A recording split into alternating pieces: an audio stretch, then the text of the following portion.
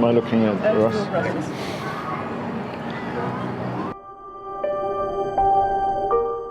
Well, clearly 2019 is an important year. It's the pre-Olympic year, and for many teams, it's the start of their Olympic selection process.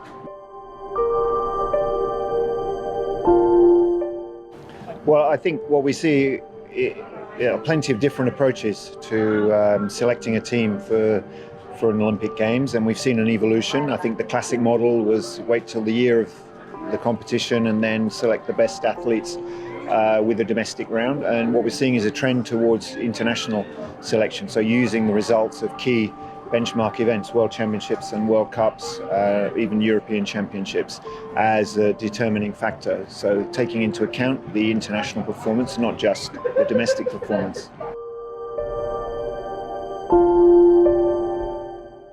In the selection process, I think we and other countries tend to look at the consistency, the ability to produce performances over time, and not just a one-off. So I think that's a factor in most approaches, not just one race and one result. But ultimately, it might come down to that, and often it does. The final, the best 2 out of 3 races, or it's down to this run to secure the qualification quota.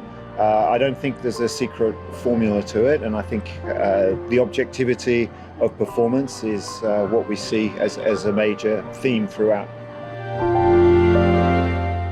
Of course, it's challenging when you've got three athletes doing the same event in a World Cup or in a World Championships, knowing that only one of them can go to the Olympic Games. That is a challenge within the sport. A few years ago, we had more than one quota opportunity per category. So as to how that divides, or challenges relationships, I think that comes down to the individuals involved. But at the end of the day, you're on your own on the course. So I think there's respect there within a team towards the competition, and the tougher the challenge, the deeper you've got to dig to come out on top, and with that comes respect for the performances. But we're certainly going to see some good athletes left on the bench. That goes without saying, and we've seen that previously. And 2012, a good example for the French. Tony Estanguet had to beat the current world champion Denis Gargaud in order to go to the Olympics in London.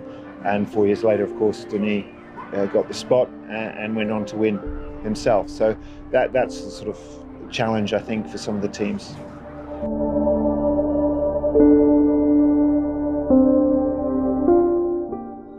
Here we are in London. Next week we're in Bratislava, then it'll be Tarzen, Markkleeberg, Leipzig, and finally in Prague for the World Cups, and Sergel for the World Championships. So some teams are using maybe all of those races, some just 1 or 2, but everyone counts, and I think it's going to be an exciting year.